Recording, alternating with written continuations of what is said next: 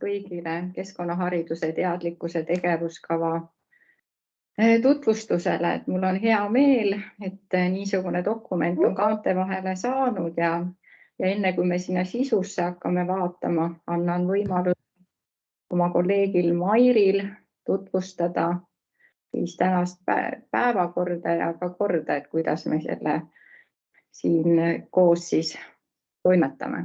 Ole hea, Mairi. Tere! Siis on nüüd ma ei kuule. Nii, aga teised kuulavad loodetavasti. Ja täna on siis nii, et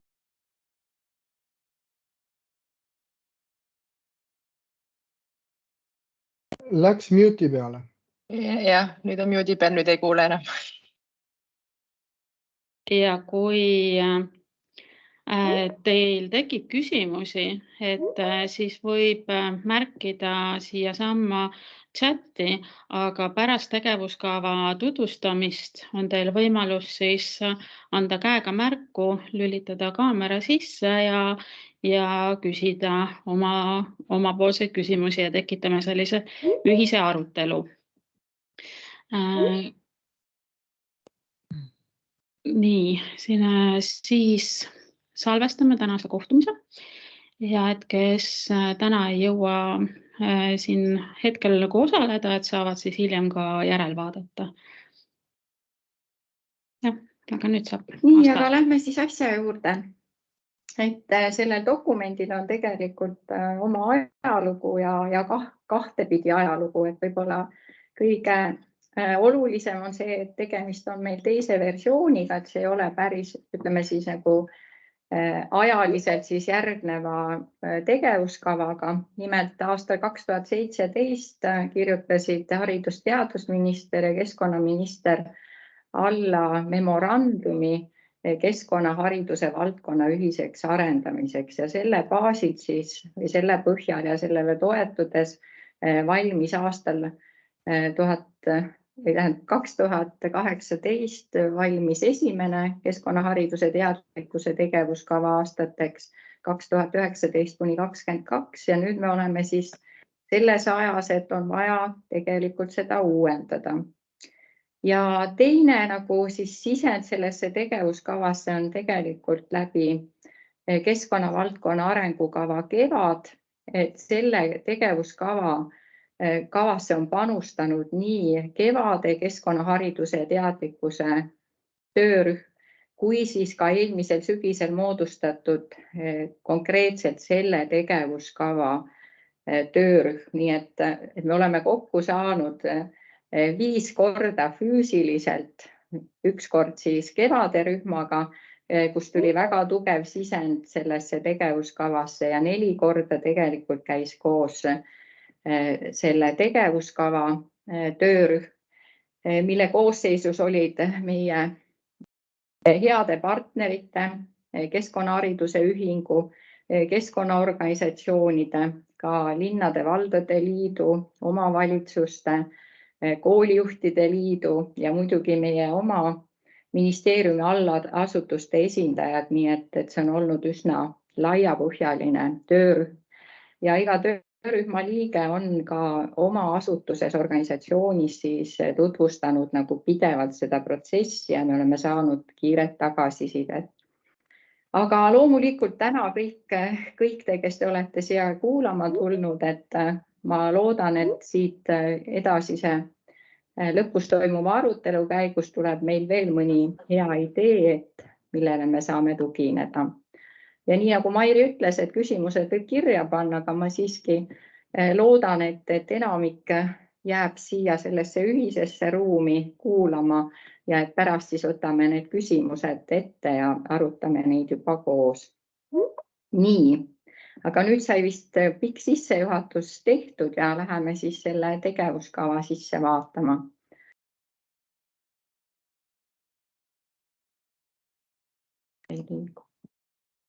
Nii, mul on nüüd mingi probleem siin. Võtan kohe. Millegi pärast ei tahada.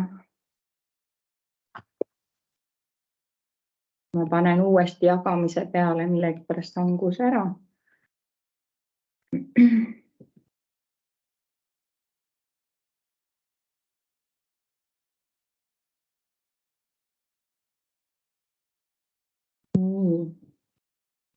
nii et sisukord on siis selline, et dokument ise on 22 lehekülge pikk ja tegelikult pool sellest võib öelda, et on rakenduskava, kus on siis lahti kirjutatud aastate lõikes, mida me mingis valdkonnas plaanime teha. Ja sellist strateegia osa nagu klassikaliselt on väga vähe, sest et kuna on tegemist ka kevade, see on siis arengukava rakendusdokumendiga, et siis me strateegiale seekord pöörasime palju vähem tähelepanu, sest see tuleb juba teisest dokumendist. Nii, aga kõigepealt siis vaataks tagasi sellesse, et ka tegevuskavas on siis üks peatükk eelmise perioodi hindamise kohta. Ja kui me mõtleme nendele aastatele, 4 aastat, millest 3 peaaegu oli sellist COVID-i aega, siis meie ütleme, et ühiskonnast nagu hoopis uued teemad kerkisid esile ja oli küllaltki keeruline aeg ja mitte ainult selles ühiskonna mõttes, et meil oli ka päris palju muudatusi siin nii Keskkonnaministeeriumis kui ka Haridus-Teadusministeeriumi inimeste näol, kes seda ellu viisid. Aga kui siis MTÜ Koolitus- ja Nõustamiskeskus Hared andis hinnangu tegevuskavale, siis jõuti tegelikult sellele tõdemusele, et suur osa tegevustest on vähemalt kollased, et selles, et on alustatud ja on jätkatud, et neid nii-öelda punaseid tegevusi, mis siis kas finantside puudusel või ka siis selle muutunud ühiskondliku olukorra tõttu jäid tegemata, et tegelikult neid oli alla 10%. Samas tuli märkida, et visioon ja eesmärke poldud saavutatud täiel määral ja selle tõttu tuli siit ka niisugune selline ettepanek, et jätkata siiski suure osa seni alustatud tegevustega ja samas muidugi arvestada ühiskondliku situatsiooni muutust, mõelda selle peale, milliseid sihtrühmi tuleks või sihtrühmadele veel tegevusi suunata ja juba etteruttavalt ma ütlen, et selles tegevuskavas on 2 uut sihtgruppi, mida varasemalt ei olnud nii otseselt puudutatud. Üks nendest on noored, kuigi meil oli päris palju siis formaalhariduse tegevusi, aga sellist noorte võimestamist ja nende aktiivsuse suunamist, et seda varasemas kavas nii palju ei olnud ja eks see on tegelikult ka märk sellest, et meie praeguses töögrupis oli nii Fridays for Future esindaja kui ka noorte keskkonnanõukogu esindaja, nii et noored olid ise väga aktiivselt ka seda aktiivselt tegevuskava koostamas. Ja üks sihtgrupp, mida veel tuua, on siis kogukonnad, et mitte rääkida üksikisikust ja ainult omavalitsustest, vaid et võimestada rohkem kogukondi, et tegelikult anda nagu nendele niisugune positiivne väljund keskkonna teemadel kaasarääkimiseks ja tegutsemiseks. Nii, aga milline sai siis see tegevuskava? Nii nagu juba enne mainisin, keskkonnavaldkonna arengukava kevad andis väga korraliku sisendi just strateegia ossa ja see kõige olulisem eesmärk, mis kevades on, et keskkonnateadlik mõtteviis ja käitumine on saanud normiks kõigis eluvaldkondades. See tähendab, et me näeme igal tasandil, kui veel edasi minna, siis igas rollis, igal tasandil, iga inimene käitub keskkonnateadlikult. See tähendab, et peaminister, kes eraelus teeb keskkonnateadlikke valikuid, peaks siis ka oma sellel ametipositsioonil täpselt samamoodi, eks ju, kaaluma neid plaane ja tegevusi keskkonna vaatevinklist. Nii, ja kevadesse sai kirja ka, et kuna seal oli kokkulepe, et 3 niisugust suurt olulist tegevust, mis aastani 2030 tuleks ära teha, et suurte niisuguste arutelude käigus jõudsime me kevade töörühmaga selleni, et meil on vaja niisugust üleriigilist keskkonnateadlikkuse kompetentsikeskust.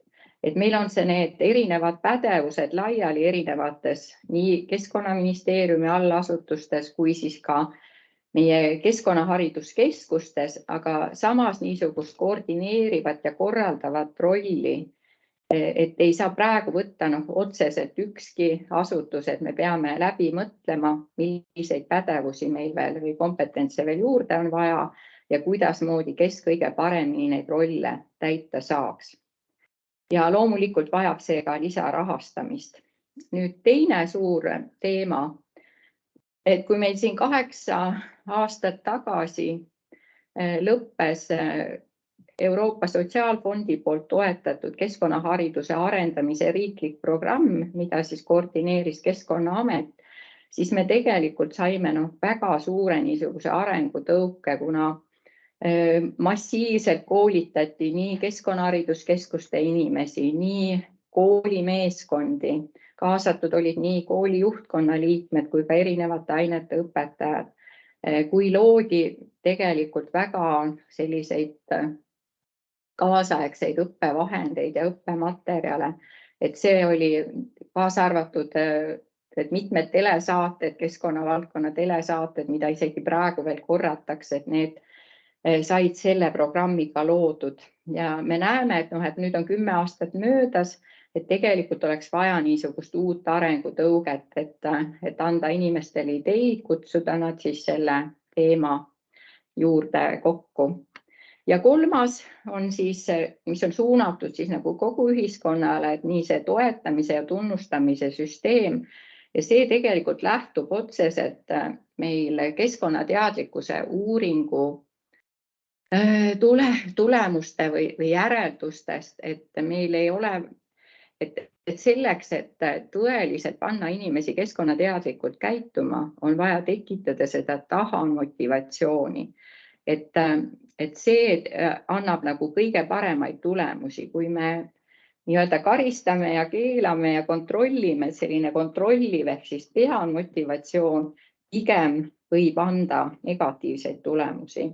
Nii et siis see, kuidas me tunnustame neid, kuidas me toetame juba olemasolevaid ja toome neid siis nagu esile, et see peaks olema üks järgmise perioodi oluline tegevus.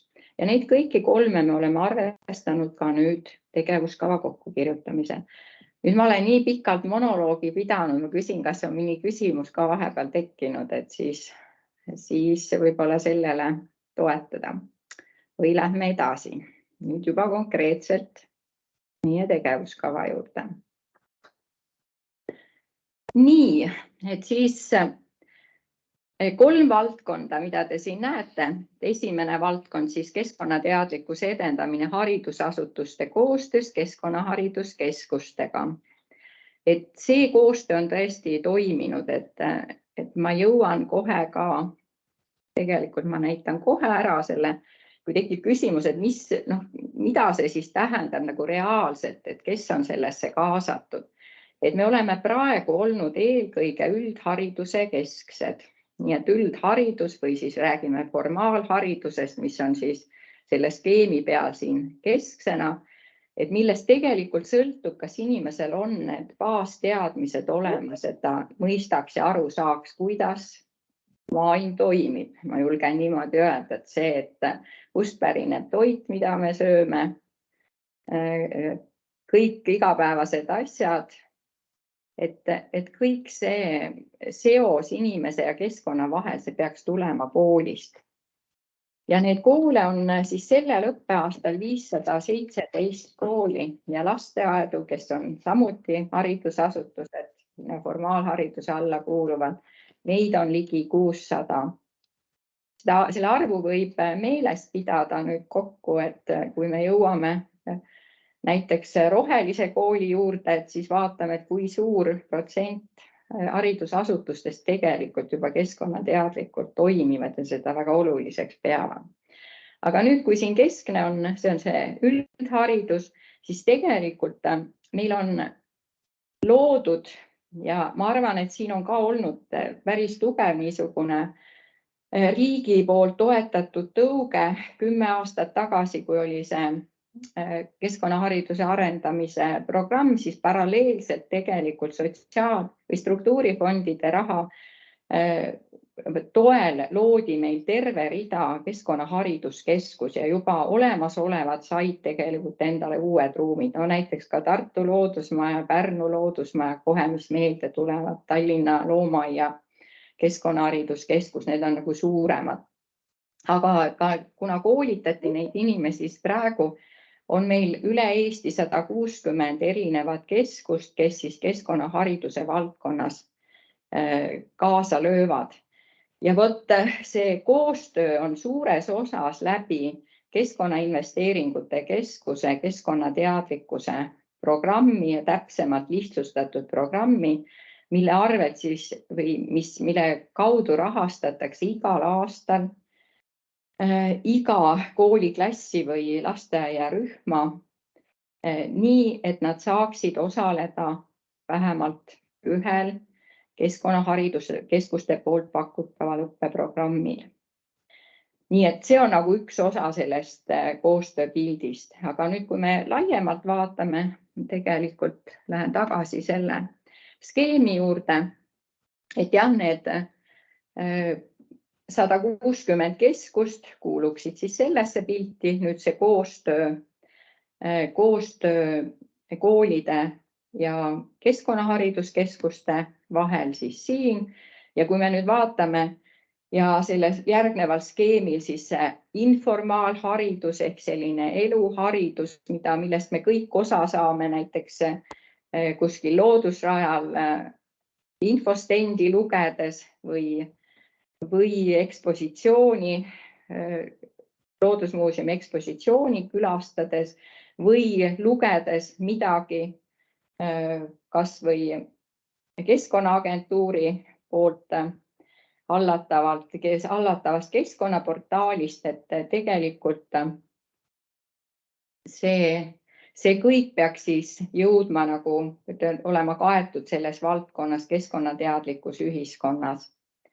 Nii et niisugune on siis see fookus, millele me keskendume, sest me ei saa, kui me seda tegevuskava kirjutasime, et andsime ka reaalselt endale aru sellest, et ja kui me nüüd läheme üldeesmärgi juurde, et need ressursid, mida me kasutame, nii rahalised, inimeste olemasolu ja aeg, et me ei saa tegelikult, kuigi keskkonnateadlikkuse võiks väga laiaks ajada, sest me teame, et mitte praktiliselt ühtegi keskkonna eesmärki ei ole võimalik täiel määral saavutada ilma selleta, et me inimeste keskkonnateadlikkust suurendaksime.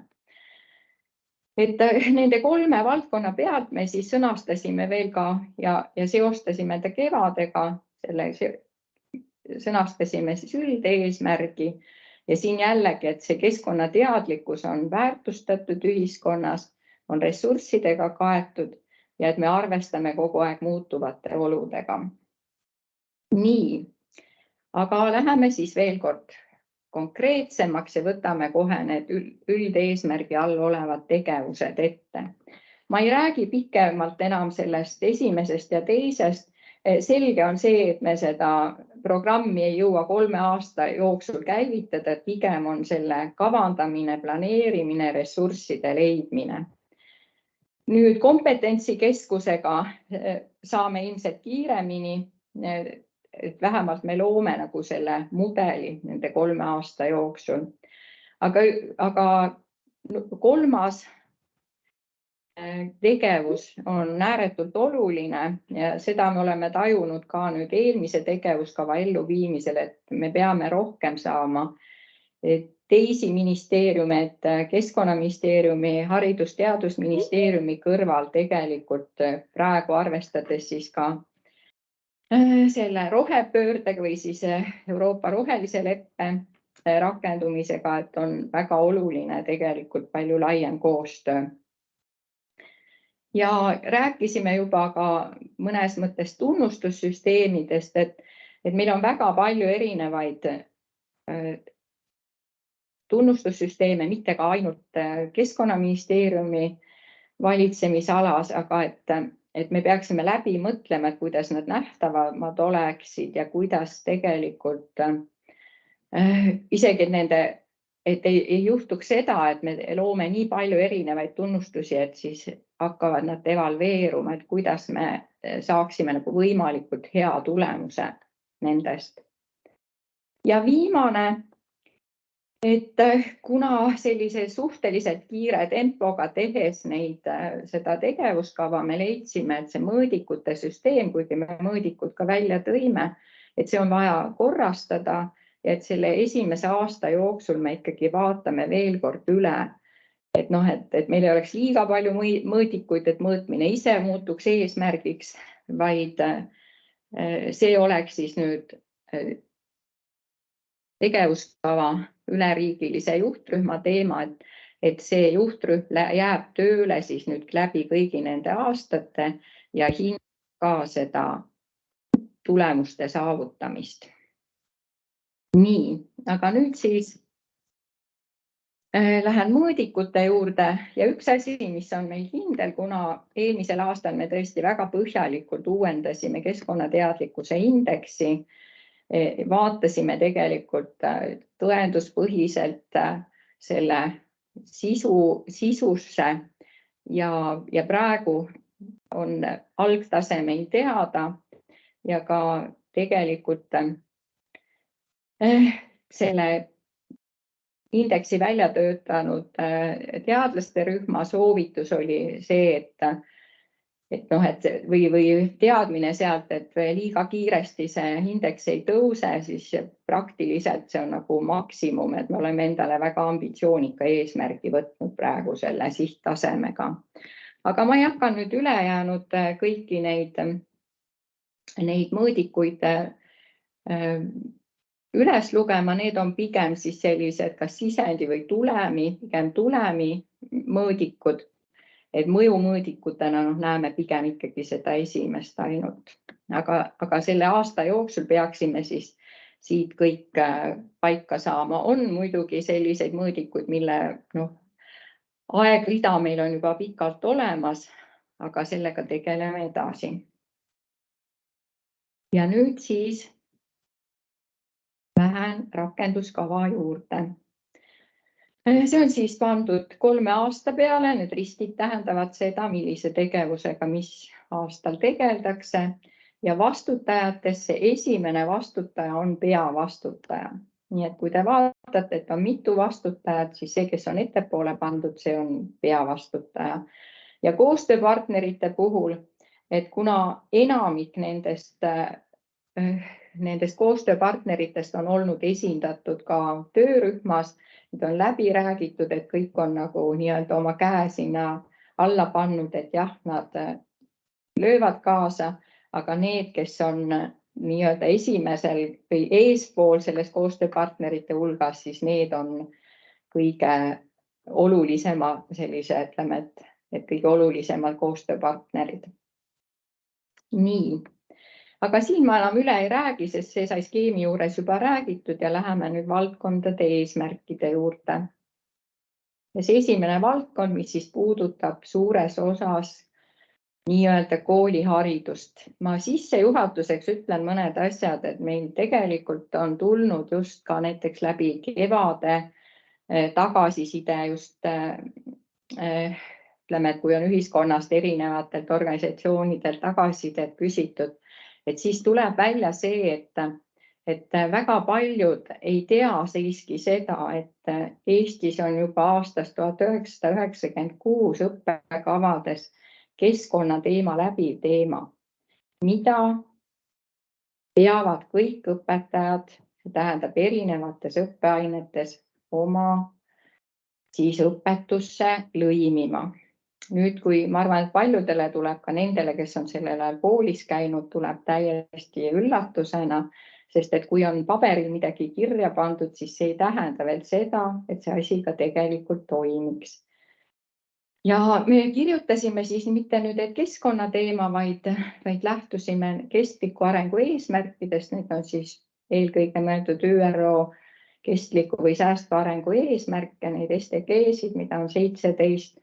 Ja see mõte on selles, et kui senini sageli on neid käsitletud nii, et iga valdkond valib endale välja ühe ühe nendest eesmärkidest, näiteks haridus võtab siis eesmärgi number 4, aga tegelikult mõte on ju selles, et mis tahes valdkonnas siiski tuleks vaadata kogu pilti ja hariduses siis lõimida tegelikult kõiki neid säästva arengu või kestliku arengu eesmärke.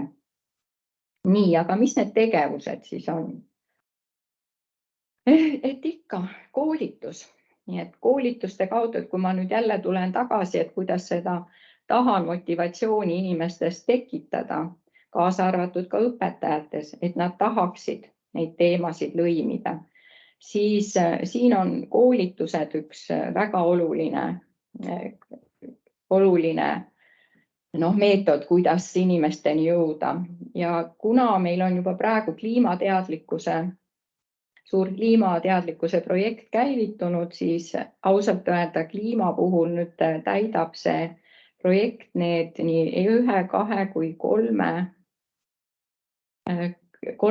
tegevuse suures osas sellel aastal ära. Nii et me olemegi võtnud kliimateemad fookusesse sellel aastal. Siis on ka see õppevara. Õppevara alla käivad nii õpikud, töövihikud, selline traditsioonilisem kui ka erinevad õppematerjalid. Nii et siin on nagu oluline tõesti sellist aja ja asjakohased uuenenud uuel teadmisel, ütleme siis viimasel ka teaduslikul teadmisel põhinevate õppematerjalide loomine. Et see jookseb meil veel ka läbi nende õppevara inventuurid ja et sageli on tulnud just kriitikat valdkonna asjatundjate suust, et umbes, et soid me õpetame selliste teadmistega, õpikud on näiteks eelmise sajandi 70. aastate teadmise baasil, et me peame tegelikult vaatama väga tõsiselt, mida ja kuidas koolis õpetatakse. Nii, siis 1.3 tegevus, et kuna meil oli see koostöös keskkonnahariduskeskustega, et väga tähtis on, et see ei oleks niisugune heitlik, et siin on ka haridusteadlased suunanud tähelepanu, et see, kui üks kord käiakse ühes keskkonnahariduskeskuses, tehakse üks õppeprogramm, see tegelikult ei tekita muutust mõtlemises, arusaamises, et ei toimu sügavat õppimist, et oluline on just toetada neid projekte, kus keskkonnahariduskeskus teeb nagu sellist sisulist tõsist koostööd haridusasutustega. Ja võib-olla siis kõrvale veel ütleksin, et me oleme juba näiteks haridustunnustuste nõnda nimetatud keskkonnakäpa tunnustusse viinud tegelikult selle koostöö käpa sisse, et me tunnustame ka neid ja jagame siis neid parimaid praktikaid. Nii, 1.4. Ma loodan, et kõik näevad seda, on see loetav see tekst, et ma ei pea üle lugema kõike. On nii? Jaa. Siis on hästi. Et siis see puudutab nüüd, et siin on HTM, et Haridus-Teadusministeerium pandud ka vastutajaks, et nendel on oma rohepöörde tegevuskava.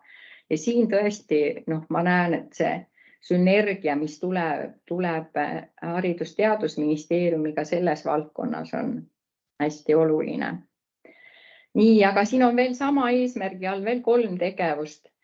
Ja siin juba etteruttavalt rääkisin sellest, et analüüsida seda õppevara, et mida me siis tegelikult õpetame ja siin me loodame väga palju ka just doktorantidele, aga ka magistrantidele, et need uurimused tehtakse, eks ju, siis ka selle kõrgkooli õppe käigus.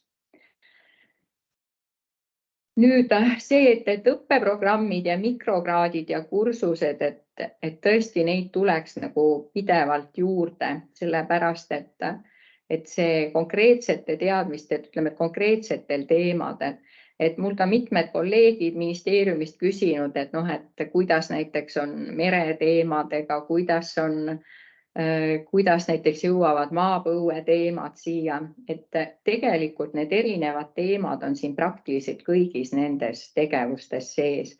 Ja tagasi hüpates veel sinna ministeeriumide, sinna nende üldeesmärkide juurde, et meie ministeeriumis on olemas keskkonnateadlikkuse valdkonna töörühm, kus siis on nii allasutuste esindajad kui ka siis nii-öelda sisuosakondade esindajad, et praegu ka Haridus-Teadusministeerium on võtnud endale ülesande analoogne töörühm teha, et meil on partner siis selliste töörühmade näol. Ja siis saavad ka suur osa nendest tegevustest, mida me siin näeme, et koos läbi arutatud ja ka jälgitud nende täitmist. Nii, ja ikkagi see õppevara, et kuidas siis muutust saavutada õpetamises, siis õpetaja jaoks on väga oluline, et ta saab selliseid hästi kasutatavaid läbimõeldud õppematerjale ja et ta saab ka läbi koolituse kogemuse, kuidas neid kasutada, et ainult koolidesse õppevara saatmine, see tegelikult efekti ei anna. Et selle tõttu siin plokis oli siis väga tihedalt koos nii koolitused kui ka siis see õppevara loomine. Nii, aga ma lähen järgmise eesmärgi juurde ja see on juba see, et kui meile õpetatakse ühte ja kool tegelikult või lasteaed toimib hoopis teistmoodi, siis see vastuolu võib olla tegelikult viia iga need õppetulemused, et see ongi sama, et mis on olulisem, kas eeskuju või sõnad, mida räägitakse.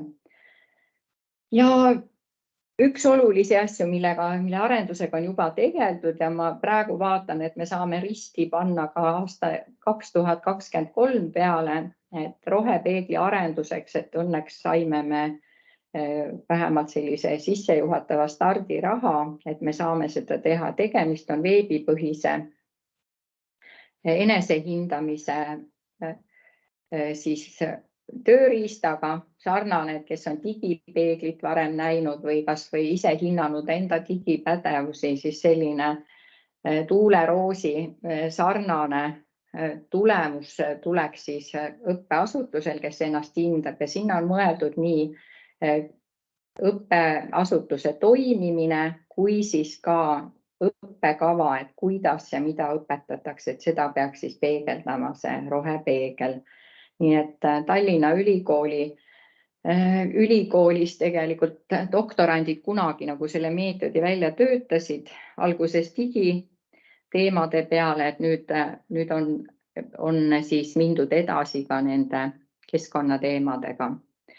Siis kindlasti me jätkame nende koolide, ütleme, et pigem siis üleriigiliste ja rahvusvaheliste programmide toetamist, nagu on Roheline kool ja nende vahelise koostöö toetamist, et kui ma üldse mõtlen eelmise selle perioodi peale, eelmise tegevuskava peale, siis ma arvan, et üks suuremaid edulugusid ongi meil seotud näiteks Rohelise kooli ja UNESCO ühendkoolidega, et kui meil aastal 2017 oli Rohelise kooliga liitunud 40 lasteaeda ja kooli põhiliselt Tallinnast, siis praegu me räägime juba kuni 200-st.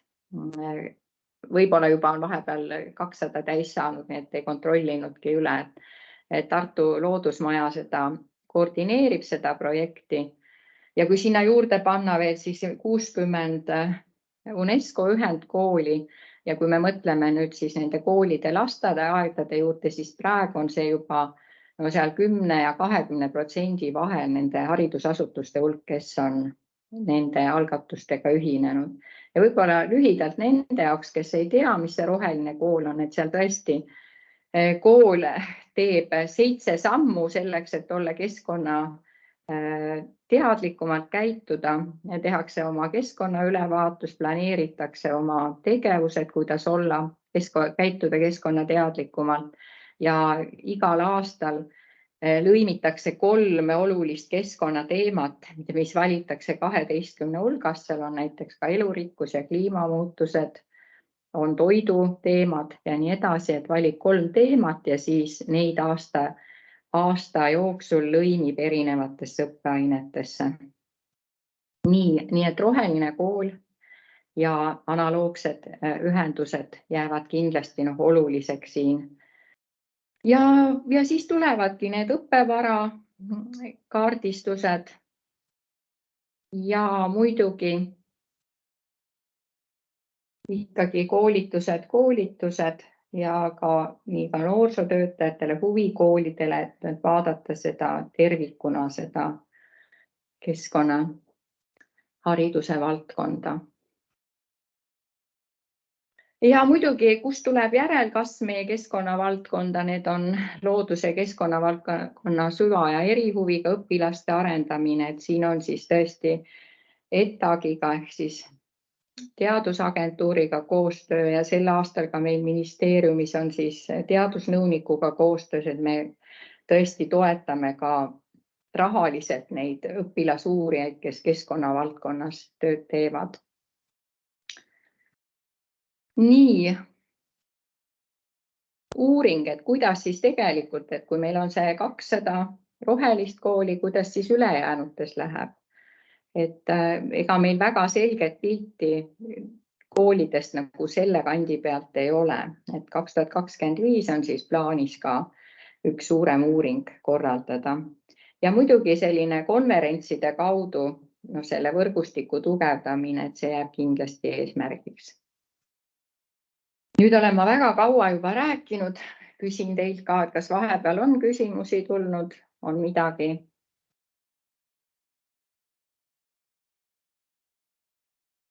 Ei ole. Chatti mina praegu ei näe, kui ma siin ettekannet teen. Aga läheme siis edasi, sest eesmärk oli kokku meil 8, me oleme tegelikult nüüd 4. juures, üldeesmärgi vaatasime koos üle. See on nüüd üks valdkond, kus nagu kool kui keskkonna või paikkonna arengukeskus, et oleks siis kogukonnas eestvedaja. Ja meil on päris hea varasemalt tehtud üks programm, mida saaks rakendada ja me proovime seda siis uuesti käivitada. Ja loomulikult selle kogukondlike haridusasutuste ja keskkonnahariduskeskuste võimestamine kogukondade kaasamiseks on samamoodi kavandatud. Ja nüüd me jõuame siis teise valdkonna juurde ja see nüüd puudutab seda üle Eesti paiknevaid umbes 160 erinevat keskkonnahariduskeskust. Ja nüüd jällegi, et selles valdkonnas ma leian, et eelmisel perioodil oli meil üks paremaid tulemusi tegelikult just kvaliteedisüsteemi rakendamises.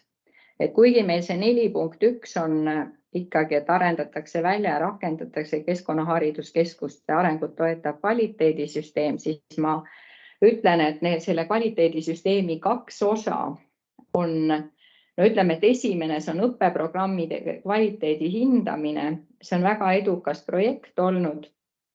Meil on nüüd hinnatud, hindamisele on esitatud üle 1000, kuskil 1200 õppeprogrammi 3 aasta jooksul ja kvaliteedimärgise on saanud üle 700. Nii et see on tegelikult ka päris, on koolitatud välja need hindajad ja muidugi on ka siis programmide hindamise juhend tehtud. Nii et kui näete kusagil rabamuraka märgist läbimõeldud õppeprogramm, siis need õppeprogrammid on selle läbinud. Nii et kuna riik läbi KIK-i toetab just õppeprogrammidel osalemist, siis me keskendusime esialgu õppeprogrammide kvaliteedi hindamisele. Nüüd praegu on ka juba lõpujärgus juhendajate pädevusmudeli loomine, nii et see on valminud. Ma ütleksin, et see pädevusmudel on väga targalt koostatud, ta sobiks tegelikult peaaegu et igale õpetajale enda pädevuste hindamiseks just sellises kaasaegse hariduse kontekstis. See on õpetaja kui siis õppekeskkonna looja, õpetaja kui valdkonna ekspert ja lõpuks õpetaja kui õppija ja enesereguleerija. Et see on päris niisugune hea arenguvahend. Ja see keskuste kvaliteedikriteeriumite väljatöötamine, et see on nüüd algust tehtud eelmise aasta lõpus ja tegelikult me saades valmis kui me saame valmis selle kvaliteedisüsteemi, siis järgmine etapp on nüüd see 4.3 akrediteeringusüsteemi väljatöötamine ja rakendamine. Selleks, et keskkonnahariduskeskused, kes vastavad nendele kriteeriumitele, kvaliteedikriteeriumitele, et luua nende jaoks jätkusuutlikum rahastamismudel. Sest praegu on keskused suhteliselt, mittegi isegi ütleme, et väga keerulises olukorras. Põhiline sissetulek tuleb tegelikult nendest õppeprogrammide pealt, mida nad läbi viivad. Aga õppeprogramme valivad koolid ja koolide puhul alati ei ole see, need on väga teadlikke koole, aga on ka sellist, et meil ei ole veel päris hästi paigas see, et koolid tõesti valiksid ikkagi neid õppeprogramme, mille kvaliteediga kõik korras on. Ja nüüd, kuna rahastus praegu käib läbi koolide, ka siiski meil on läbi räägitud ka Haridus-Teadusministeeriumis kantsleriga selle koha või see idee, et me ikkagi viime nii-öelda programmide raha või selle raha sinna keskkonnahariduskeskustesse, nendesse, mis on akrediteeringu läbinud, mis vastavad nendele kriteeriumitele ja koolidel on võimalik, koolid vabanevad projektide kirjutamiseks ja nendel on võimalus siis nendes keskustes neid riigi poolt toetatud õppeprogramme saada. Nii et see on üks selliseid suuremaid väljakutseid ja siin vahel siis seesama kvaliteeti tagava seiresüsteemi, tagasisidesüsteemi loomine. Ja kui te siin vaatate, siis siin on hästi tugevalt just Eesti Keskkonnahariduse Ühing, tegelikult MTÜ, kes seda võrgustikku koos hoiab, et siin ei ole, kui Keskkonnaministeerium vastutab, aga see on ikkagi selline kvaliteedi hindamine ja läbirääkimine ja tegelikult kolmanda sektoriga. Et need, kes tegelikult asju teevad, et nendel on sõnaõigus kõiges selles, nendes arendustes. Ja muidugi koordineeritud niisugune koolituste korraldamine, täiendkoolituste teema ja muidugi väga hästi on koos hoidnud Keskkonnaameti poolt hallatav keskkonnaharidus.ee portaal, kogu seda võrgustikku, et pakkujad ja pakkumiste otsijad, et saavad seal kokku, aga et rohkem nagu sellist omavahelist kommunikatsiooni veel viia, et sellised arendused on siis planeeritud ka sellesse tegevuskavasse. Nii, ja olemegi jõudnud viimase kolmanda valdkonna juurde, samas kõige laiema. Ja mõnes mõttes ka selle valdkonna peale, mis nagu väga igapäevaselt meile kõige rohkem silma paistab. Aga siin siis see uus eesmärk, mis selles tegevuskavas, et lastele ja noortele on hea võimalused algata kestlikku arengut toetavaid tegevusi ning teisi kaasata. Et kui see kooli ja hariduse süsteem, eks ju, et siis seal osalemine, et loomulikult võiksid need algatused tulla ka sealt kaudu, aga me näeme selgelt, et noorte soov kaasa rääkida on palju suurem ja et neid võimalusi tegelikult peab nendele rohkem andma. Ja nii siis need 3 tegevust siia ongi jõudnud.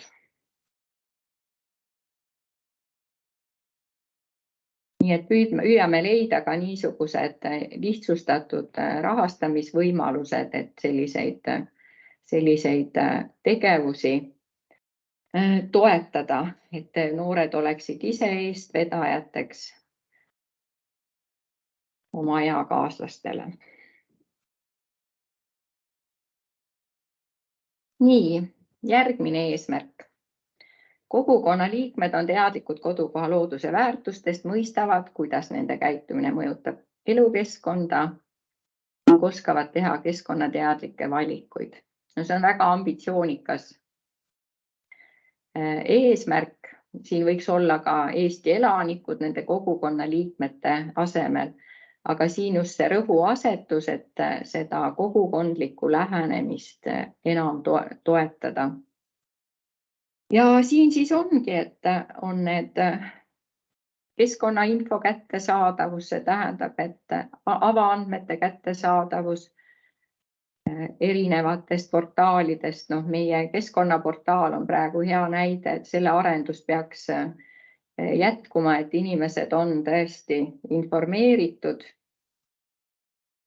Ja nüüd siis kogukondlik tasand, et siin ei saa üle ega ümber kohalikest omavalitsustest. Keskkonnaametil on väga head kogemused tegelikult omavalitsuste spetsialistide koolitamisega, et kindlasti see peaks jääma või tähendab laienema veel, sest kui varem pigem keskkonnanõunikke ja keskkonnavaldkonna spetsialiste koolitati, et siis nüüd ikkagi palju laiemalt ka haridusspetsialiste ja kindlasti omavalitsusjuhtidele suunata neid koolitusi. Ja siis ka tõesti need jällegi 6.3, et siin on nagu rõhuasetus tõesti ettevõtjatele ja pigem siis mõte selles ka, et kuidas suhelda, kuidas kommunikeerida oma neid tegevusi, et seda polariseerumist ja vastandumist vähendada ühiskonnas. Ja Eestis on väga hea näide UNESCO programmi Inimene ja biosfäär rakendamist siis Läänesaarte biosfääri alal, et kindlasti see kui niisugune mudelala või teistele eeskujuks, kuidas siis kõigis eluvaldkondades oma kohalikku loodusväärtusi ja kultuuri väärtustades edendada niisugust jätkusuutlikku ettevõtlust, et kindlasti riik jääb toetama ka seda valitsusvälist programmi Inimene ja biosfäär. Nii, ühiskond toetab keskkonnateadlikku käitumist. Siin võib tekkida küsimus, et mõned sellised kogu see teavituspool, et see on nagu kindlasti oluline läbi erinevate siis sündmuste ja kuigi siin keegi ei ole näinud kusagil ühtegi rahanumbrit ja mult on ka küsitud, et kas see on nagu rahaliselt kaetud need asjad, et siis ma siin juba ka vaatan mitmete tegevuste poole, et juba praegu me läbi KIK-i keskkonnateadlikkuse programmi erinevaid tegevusi toetame, et aga nüüd võib-olla vaatame nagu fookust nagu rohkem või rohkem täpsustame rahastamise puhul.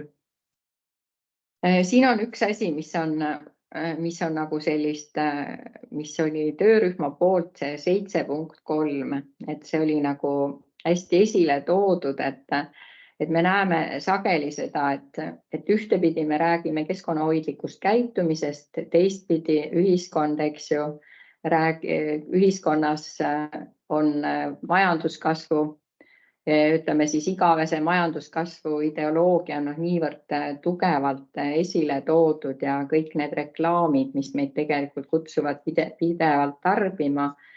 Ja siin oli ikkagi väga tugevalt oli töörühma poolt esil see, et me peame midagi nende tarbimisreklaamidega tegema. Et kui me läheme ka näiteks mõtleme keskkonnateadlikkuse indeksi peale, siis seal üks osa sellest indeksist on ka inimese enda eneseregulatsioon ja tegelikult on võimalik siiski teatud meetmetega eneseregulatsiooni toetada. Kas või seesama näide, et alkohol ei ole enam nähtav, eks ju, igas kaubanduskeskuses igale möödujale, et seda riigil võib siiski niisugune roll olla, et ta oma siis kodanikke toetab nende kas või soovi käituda keskkonnateadlikult. Ja ka see sama rohepesu teema, et siin teadlik käituja peaks oskama rohepesust hoiduda. Ja nüüd see kampaaniate ja erinevate temaatiliste näituste teema, see on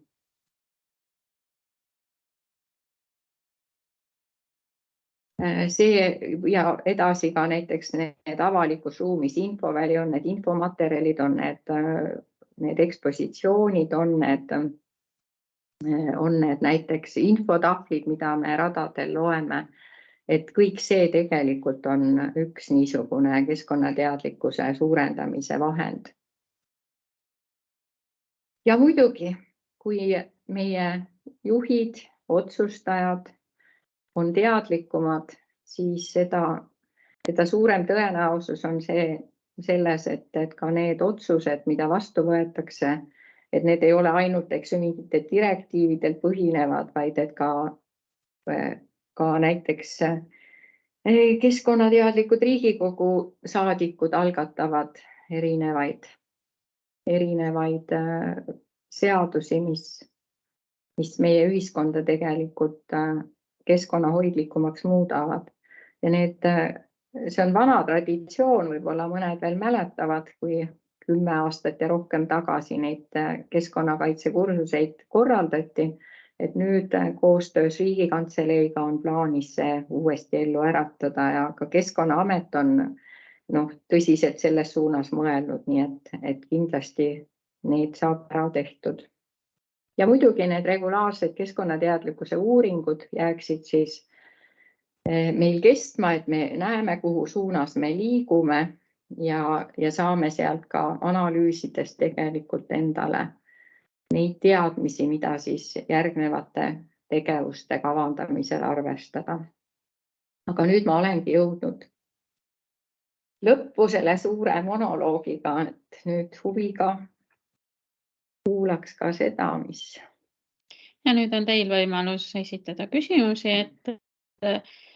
et võite siis käega märku anda või võite ka kirjutada sinna chatti, et hetkel meil on chatis üks küsimus, et kuidas on kutsekeskharidusega ja üldse kutseharidusega ja kuna sinna juba tuli ka vastus, Sirje Aher on meil ka siin vastuste kirjutamise juures, et siis võtame seda üldharidust terve komplektina, kus on nii kutseharidus, ka huviharidus, kõik on nagu siis selle ühe üldhariduse all mõistetav. Ma võin öelda nii palju, et nüüd seesama roheoskuste projekt, et rohepöörde tegevuskavas HTM-il on tegelikult just planeeritud nii nende kutseõppeasutuste õppekavad, eks ju, analüüs ja tegelikult ka nende täiendamine. Ja seal tegelikult ka juba, ma vaatan, et Marit siin noogutab, et äkki sa tahad ise midagi lisada sellele. Et minu meelest on HTM praegu nagu just hästi tõsiselt vaatab nii kutseõppeasutuste kui ka kõrgkoolide õppekavasid nagu selle pilguga. Ja kui veel juurde tuua, siis need õiglase ülemineku fondi haridus- ja teadusmeetmed, siis sealt tegelikult tuleb ikkagi hästi tugevat sisendit sinna. Selles vaates ise küsin, ise vastan, et jah, tõepoolest TRFi meetmes on kutse- ja kõrgharidus on fookuses tõepoolest, jah. nii, aga ja Ena jõudis ka just ja Ena veab seda sama projekti ja ilmselgelt oskab veel täpsemini sellest kõigest rääkida, aga oleme olemas. et ole hea. Nii, tere.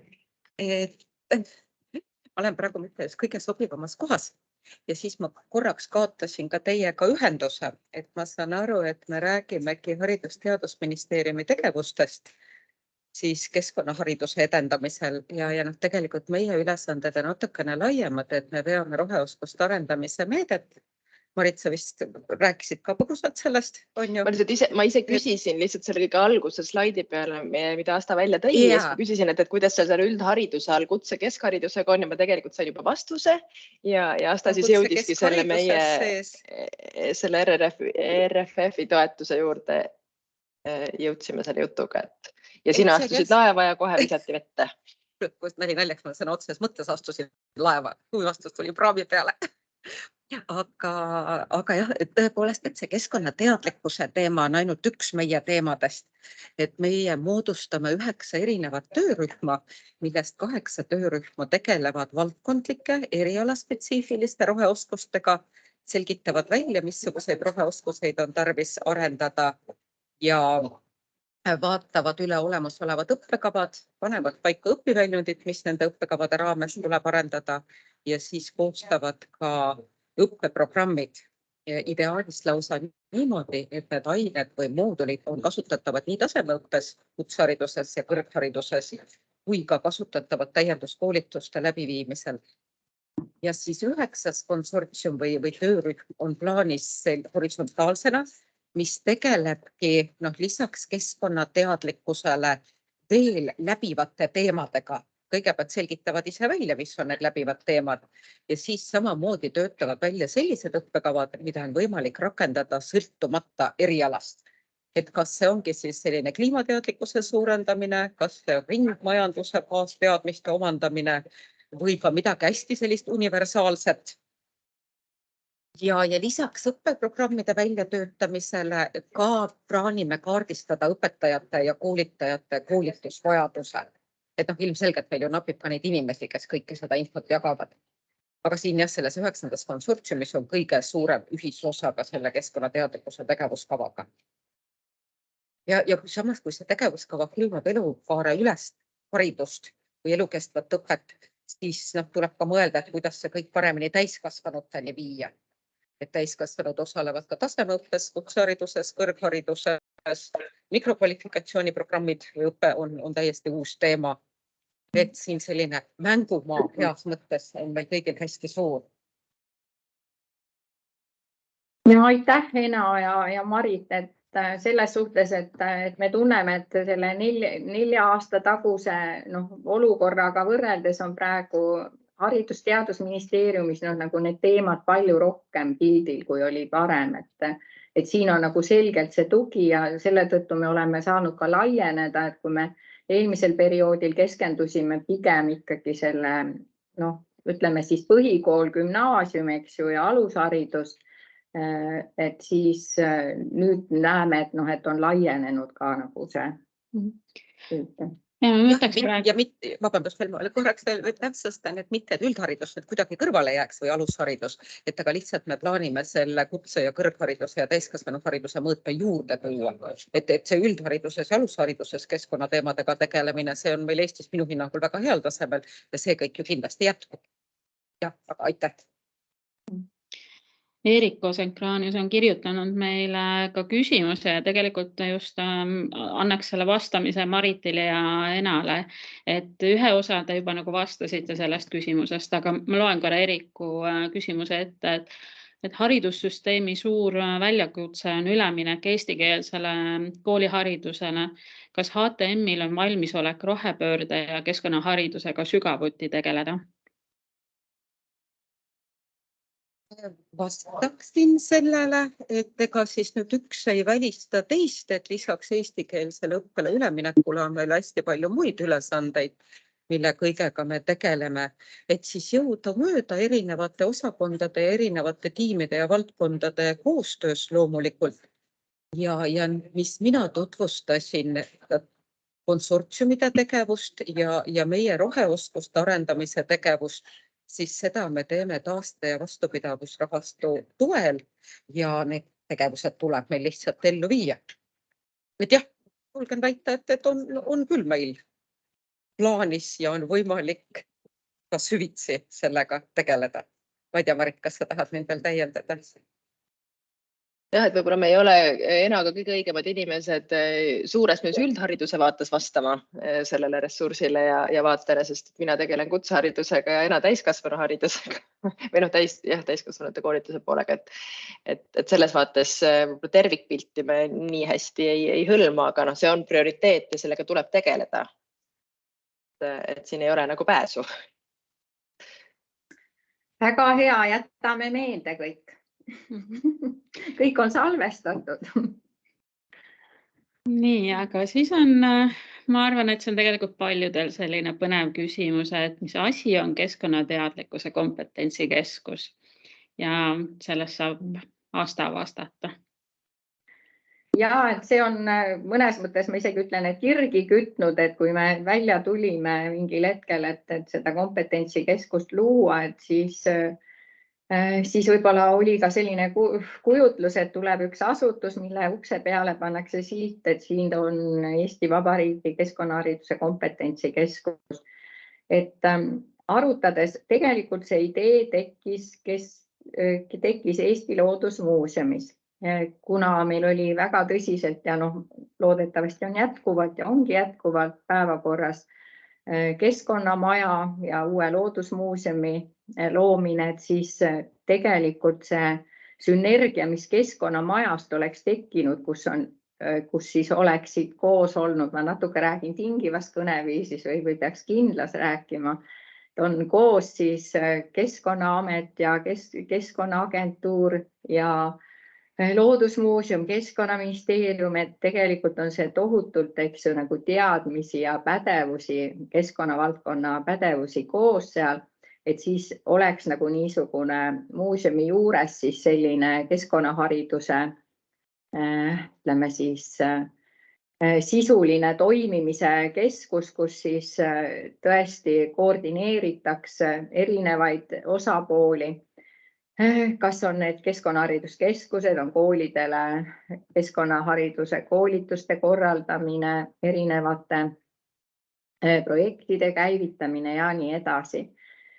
Aga vaadates ringi, et kuidas olud muutuvad ja teades ka seda, et millised pädevused praegu meil erinevates ministeeriumi allasutustes, aga ka seal võrgustikus on, et me jõudsime sellele järeldusele, et me ikkagi kaardistame täpselt ära, kes milleks võimeline on ja see kompetentsikeskus praegustel oludes ei saa olema kusagil mingis füüsilises konkreetses kohas, vaid ta pigem on ikkagi see niisugune koostööl põhinev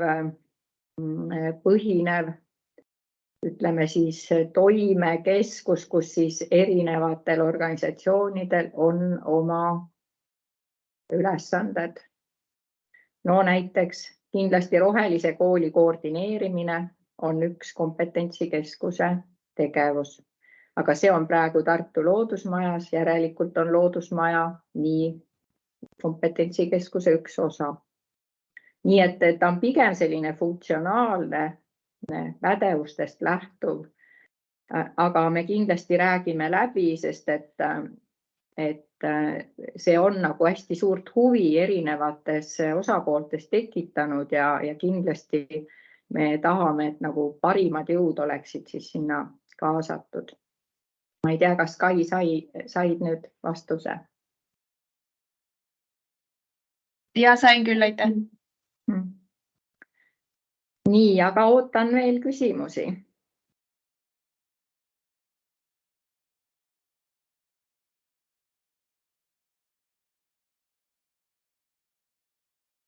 Nii, Val pani siia kirja selle, et tead, 30 aastat, jah, see oli selles ajas, kui tegelikult on olnud Eestis niisugune üleriigiline keskkonnahariduse kompetentsikeskus.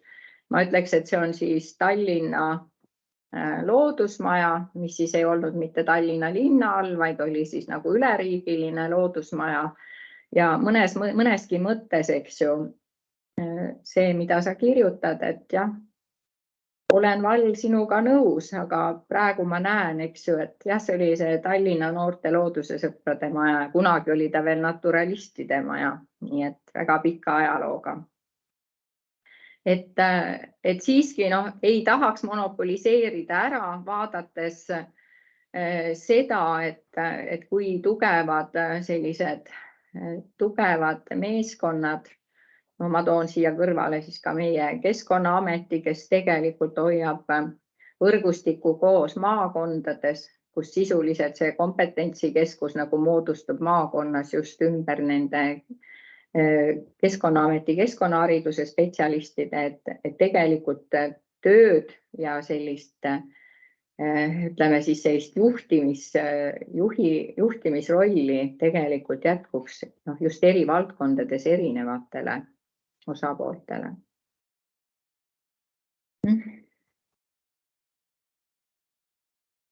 Nii, kas on veel küsimusi? Kas on ettepanekuid midagi muuta? Kas on mõni sõnastus tundus, et see küll on juba peaaegu valmis dokument meil, aga kui mõni märkus tuleb? Mina võib-olla küsiksin kvaliteedisüsteemi kohta. Et kuna täiskasvanuhariduses samamoodi tegeleme kvaliteediteemadega, et kuidas see üldse võrgustike poolt ja teie ringkondade poolt on vastu võetud? Mina arvan, et meil on siin neid võib-olla keegi tahab isegi veel vastata siia. Kui me mõtleme, et meil on üle 1000 õppeprogrammi esitatud kvaliteedi hindamisele.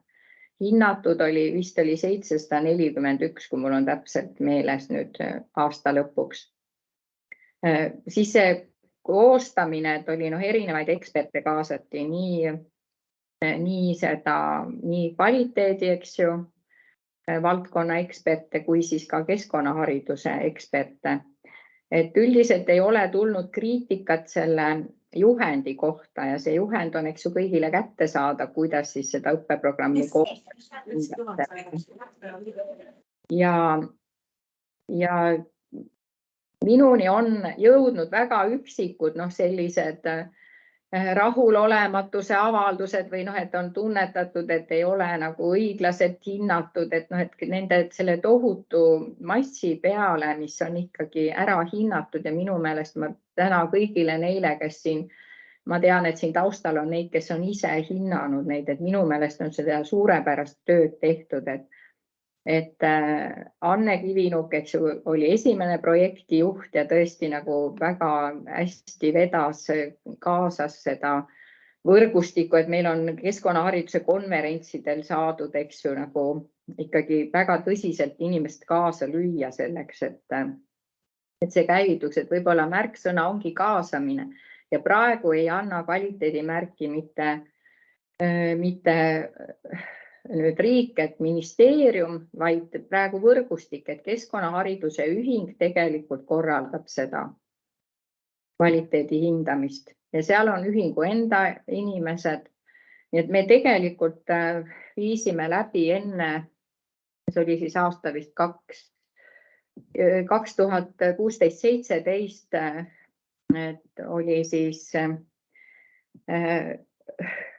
selline Cumulus Consulting viis läbi suure uuringu, et milliseid kvaliteedisüsteeme üldse keskkonnahariduse valdkonnas on erinevates riikides rakendatud, siis seal fookusgruppide intervjuud meie inimestega ja siis andis meile nagu ette erinevaid variante, mis on võimalikud ja nüüd, kui ma nagu analüüsisin, et mis meil siis praegu käivitunud on, et me tegelikult ei ole kopeerinud ühtegi süsteemi, vaid me oleme võtnud erinevaid elemente.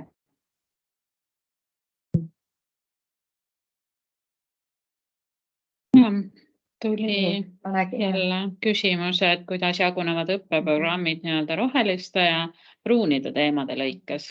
Kas sellega ollakse rahul, kas lastakse sellel isevoolselt kujuneda või plaanitakse kuidagi suunata? Nii, asi on selles, et nüüd need rohelised ja pruunid kindlalt on kaldu praegu roheliste suunas. Nüüd isevooluliselt tegelikult meil on need õppeprogrammide arendamiseks on suhteis, ütleme, nende uute programmide koostamisel, et meil ei ole praegu ühtegi niisugust rahastamisallikat, kust neid otseselt teha. Et kui nüüd erinevate, ma siin pigem kutsungi üles ka Keskkonnaametit, eks ju, Leelo, et kui te näete, et mingisuguses valdkonnas on, et teil on kõige nagu võimsam see keskkonnahariduse osakond ja ma ütleks ka kõige kvaliteetsemad näiteks ringmajanduse jäätmeprogrammid, mida te pakute seal, eriti see töö, mida teeb Räpina keskus, et selliste õppeprogrammide loomisel ja nagu seal piirkondades nii-öelda tutvustamisel ja ka kindlasti teiste keskkonnahariduskeskustega jagamisel, et siis on võimalik seda just ameti seisukohast oluliste nende nii-öelda pruunide teemade, eks ju, pruunidel teemadel tehtud õppeprogrammide koostamiseks, aga ma mõtlen lihtsalt, et praegune olukord on meil selline, kus me väga selgelt anname täiesti vabad käed koolidele.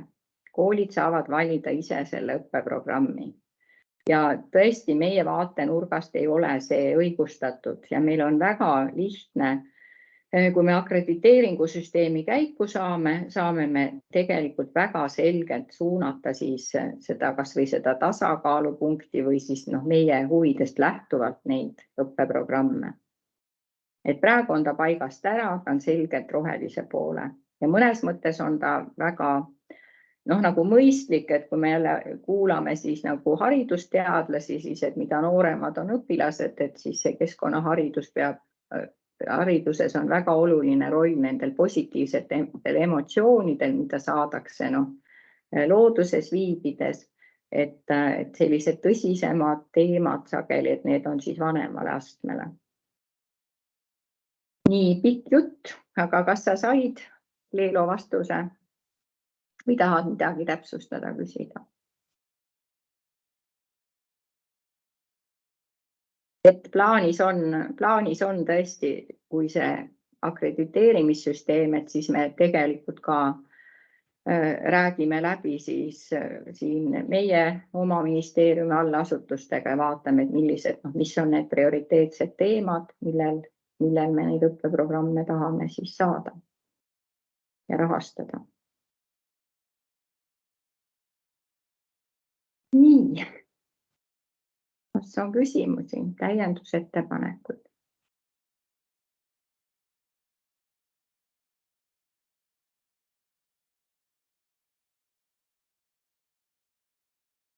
Minul on võib-olla küsimus, ma ei teagi, kas õigest kohast või kus või kas ma oskan seda õigesti sõnastada. Seesama kasvule suunatud majandus, millest oli siin juttu slaidide juures samamoodi, et see ju ühest küljest on reklaamid, aga teisest küljest on ju ka kuidagi kogu poliitika ikkagi ka Euroopa Liidus, kes tahab väga rohepööret või iseenesest teha ja toetab igatepidi, aga ka seal on see, et see on just nagu selline roheline kasv ehk et me peaksime jätkuvalt kasvama. Et kas te seda olete ka nagu selles vaates kuidagi mõtestanud, et kuidas see kasv siis saab roheline olla? No see on minu enda isiklik arvamus on, nii et ma kasutan praegu Rooma klubi poolt välja öeldud mõtet, et areng peaks olema vaimsem ja taimsem. Et kasv võib olla ka tegelikult, eks ju, majanduse kasv, ütleme loomemajanduse kaudu, kus tegelikult see ressursikulu on väike, et siin ongi rohepöördes ju põhimõte selles, eks ju, et me kasutame ressurssi väga säästvalt. Ja see kasv ja heaolu, et ka heaolu mõtestamine ja arengu mõtestamine, et siin on tegelikult, ma arvan, et hoopis tuleb filosoofide poole ja ütleme ühiskonna mõtestajate poole pöörduda. Aga kui ma jällegi tuginedes keskkonna teadlikkuse uuringule, kui me küsisime, siis palusime inimestel valiku teha, et kuidas on lood, et kas nad on valmis selle majanduskasvu ideoloogiast loobuma selle nimel, et anda võimalusi teistele liikidele ellujäämiseks ja olemiseks, siis kõigi küsimuste koostajatel oli mõte, et võib-olla 10% inimestest ütleb, mõeldes sellele, eks ju, kui tugev see ideoloogia ühiskonnas on. Mis tulemuseks me saime niimoodi, ma ei ole värskendanud seda, aga päris suur protsent oli neid, kes üle 20% oli umbes niimoodi, kes ei võtnud seisukoha, et see oli nende jaoks nagu keeruline. Aga nüüd ülejäänud seltskonnas oli siis umbes nii, et 2/3 olid neid, kes ütlesid, et jah, et võiks tulla küll välja sealt sellest igavese kasvu ideoloogiast ja siis võib-olla 1/3 nendest oli siis neid, kes arvasid, et ei, et ilma selleta me kuidagi ei saa. Ja umbes niimoodi jooksis läbi näiteks, et kas mingid majanduslik tulu versus, eks ju, liikide heaolu, siis oli ka ainult 70-30. Ja mõnikord on öeldud, et võib-olla oligi siis see sihtrühm selline, eks ju, et kes oligi, et keskkonnateadlikum. Aga meil oli täiesti esinduslik, korralik valim. Tegelikult isegi Eesti puhul on see umbes 1000, eks ju, inimest, et kuna meil oli veel ka pilootuuring, siis meil oli 1400 inimest ja nad olid tõesti läbilõige nii regionaalselt kui ka siis vanuseliselt erinevate sihtrühmade, et täiesti esinduslik valim oli selles. Et ühiskonnas see mõtlemise muutus on toimunud ja tegelikult ma siiski selle viimase uuringu põhjal olen väga optimistlik. Vaatamata sellele, mida nagu loed, et alati ajakirjandus ei peegelda päris täpselt seda, missugune, et seal on nagu hoopis teised hoovused mõnikord. Ma pean tunnistama, et see tulemus tekitas minuski rohkem optimismi, et aitäh jagamast.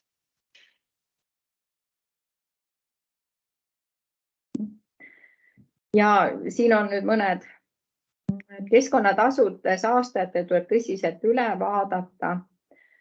Jah, ma arvan, et nüüd on see pool, eks ju, mis nagu kõrvalt tuleb, et me rääkisime, et keskkonnateadlikkuse tegevuskava on pigem suunatud selle tahamotivatsiooni suurendamisele.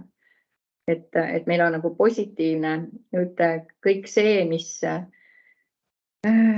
siis nagu ütleme, et kogu need regulatsioonid, mis siis ohjeldavad neid, ütleme siis äärmuslikke keskkonnakasutajaid ja saastajaid, et kindlasti ei tohi neid ka muidugi ära unustada.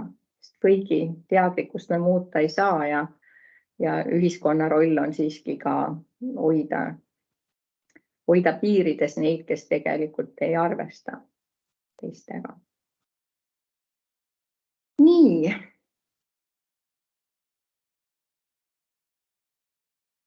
Kas on küsimusi veel? Ega me ei pea oma aega täis rääkima, et jätsime igaks juhuks seda aega veidi rohkem, et ei tekiks niisugust olukorda, et aeg on läbi ja küsimusi tuleb veel juurde. Nii, Eerik küsib, kas on tegevusi, mille rahastamise osas on koostajatel suurem mure. Ma peaksin nüüd hakkama neid, ma praegu vaatan, et kus meil ei ole konkreetseid, et võib-olla see sama kogukondade kaasamine, et kuidas me saame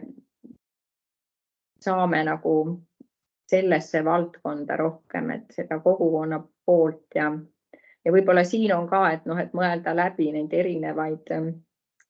erinevaid rahastajaid, eks ju, kes tegelikult kogukondi toetavad, et ma näiteks toon näite sellesama Läänesaarte biosfääriala puhul, et kui seal liiderprogrammi toetusrühmas näiteks on sellised reeglid, et toetatakse ainult biosfääri ala eesmärkidega kooskõlas olevaid tegevusi. Me juba tegelikult saame, eks ju, ka keskkonna siis hoidlike nagu projektidele tegelikult toetust juurde. Nii.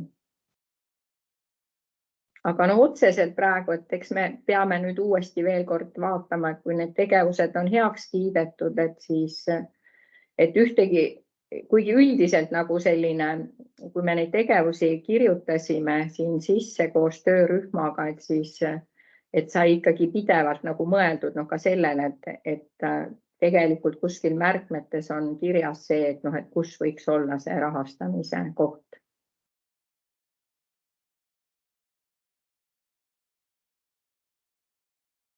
Ja Jaanika soovib küsida. Hallo. Tere, Jaanika. Ja, olen ma kuulda. Oled? Väga tore. Ma ei saa kirjalikult küsimust esitada, siis ma pean küsima. See ongi võib-olla vahelduseks. Tore, mul küsimus selle esimese valdkonna kohta natuke lähtuvalt sellest viimasest vastusest või õigemini viimasest küsimusest, mis Eerik küsis. Esimese valdkonna kohta, mis on keskkonnateadlikkus edendamine haridusasutustes koostöös keskkonnahariduskeskustega ja seal on tegevused 1 ja 2, mis puudutasid neid koolitusi ja õppevara loomist. Ja sa aasta ütlesid, et praegu käimas olev see kliimateadlikkuse projekt täidab selle käesoleva aasta fookuse ära, milleks on siis kliimaeesmärgid. Kas sarnaseid programme on siis tulemas ka järgmisel aastal elurikkuse teemadel ja 2025. aastal ringmajanduse teemadel? Kas see on mõeldud samasuguse sammuga ja samasuguse sisuga edasi minna või kuidagi teisiti? Ma ütleks, et päris niisugust analoogset ei ole. Kliimateemad on ju täielik prioriteet, eks ju, ja nüüd see kliimamuutustega kohanemise ja nende leevenduse tegevuskavast, eks ju, arengukavast tulevad tegelikult, et selle toetuseks need rahad on. Küll aga me olemegi otsinud neid partnereid, et meil näiteks elurikkusesse on tulemas ühest LIFE projektist, nii et me tegelikult oleme aktiivsed siin. Ütleme, et kasutame erinevate nende projektide rahastustest, et praktiliselt kõigis suuremates keskkonnaprojektides on ka teadlikkuse pool. Ja ma arvan, et see meie tegevuskava ongi niimoodi mõeldud, et me ise oma võrgustiku kaudu toetame siis, eks ju, neid projekte, et nendel oleks võimalik, eks ju, hästi kvaliteetset ja mitte ka nii suurte oma jõukuludega neid, ütleme siis, teadlikkuse tegevusi ära teha. Need tulevad need mereteemalised õppeprogrammid näiteks, eks ju, või siis siinsamas poollooduslike või pärandkoosluste taastamise teadlikkuse suurendamine, et kõik need me saame, eks ju, kasutada neid erinevaid rahastusi, et meil tõesti praegu ei ole. Küll aga see sama suur riiklik programm keskkonnateadlikkuse või keskkonnahariduse edendamiseks, et sinna, aga seda me ilmselt saame käivitada järgmises perioodis, et nüüd see hästi tõsiselt tuleb nagu läbi mõelda, kuhu need fookuskohad panna.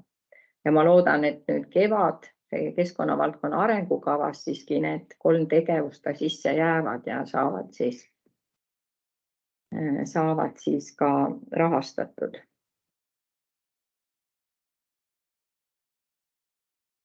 Nii, kas on küsimusi veel?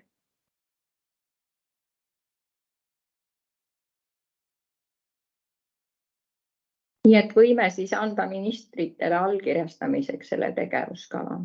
Meil hääletust ei ole siin korraldatud. Ühtegi vastuhäält ei ole.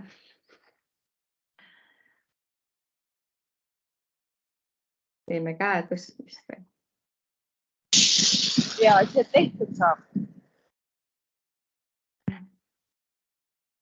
Aga selge, aga siis võtame teadmiseks ja